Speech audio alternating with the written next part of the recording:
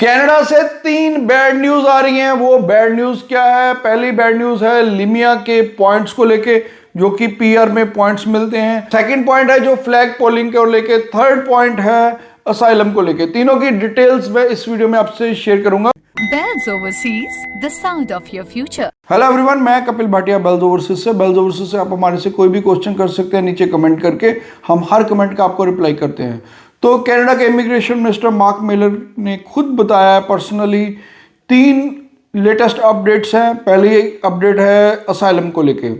Asylum को उन्होंने कहा है कि जो भी अब असाइलम डाल रहे हैं तो असाइलम पे जल्दी डिसीजन दिया जाएगा, और हो सकता है कि कईयों की असाइलम एक्सेप्ट भी ना की जाए। यानी कि जिसमें अभी कुछ साल लग रहे थे, 3-4 साल लग रहे थे, उसको कुछ महीनों में भी डिसीजन दिया जा सकता है। और हो सकता है कुछ असाइलम को एक्सेप्ट भी ना किया जाए। उसके लिए वो उसको स्ट्रीमलाइन करने के लिए प्रोसेस बना रहे हैं और जल्दी ही वो इसको इम्प्लीमेंट करेंगे। तो आने वाले टाइम में असाइलम लेना भी इतना ईजी नहीं रह जाएगा।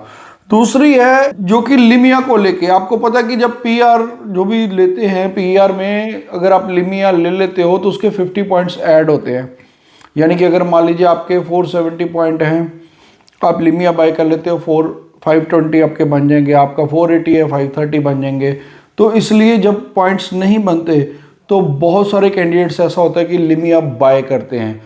तो बाय करने के बाद कुछ को तो जेन्युइन भी लिमिया मिलता है, कुछ बाय करते हैं। तो इसी को रोकने के लिए उन्होंने जो 50 पॉइंट्स मिलते थे उसको ख़त्म कर दिया। अब वो 50 पॉइंट्स नहीं ऐड होंगे। अब ये चीज़ें कहीं ना कहीं कनाडा में दिखा रहा है कि अब पीआर लेनी और टफ होती जा रही है। तीसरा जो है पॉइंट वो है फ्लैग पोलिंग। आपको पता है कि जब भी किसी को कोई अर्जेंसी होती थी तो वो कनाडा के बॉर्डर आउट करके यूएसए की तरफ जाके, यूएसए बॉर्डर नहीं पार करते थे, वापस आके कनाडा में फ्लैग पोलिंग कर लेते थे। तो फ्लैग पोलिंग में इमीडिएटली उनको सेम डे में ही रिजल्ट मिल जाता था। अब उसको भी बंद कर दिया गया है। अब ये देखिए कि सारे जितने भी लूप होल्स थे सारे कनाडा बंद करता जा रहा है। फ्लैग पोलिंग भी बंद कर दिया गया है। तो ये आप सुन भी सकते हैं जो उनके मार्क मिलर मिनिस्टर क्या कह रहे हैं, ये सुनिए। MIA fraud, such as removing additional points that candidates receive under express entry for having a job offer.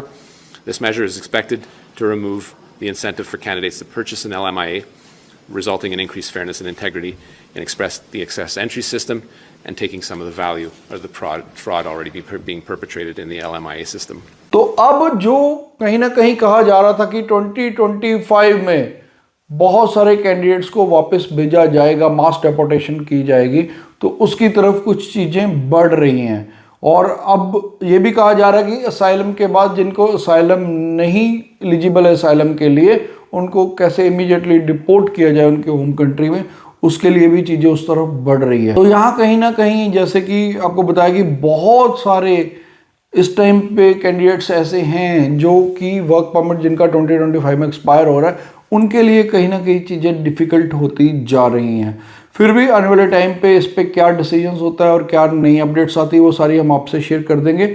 आप इस चैनल को सब्सक्राइब करके रखिए और इस वीडियो को मैक्सिमम शेयर कर दीजिए ताकि सब तक ये जो लेटेस्ट चीज़ें हैं वो उन तक पहुंच सकें।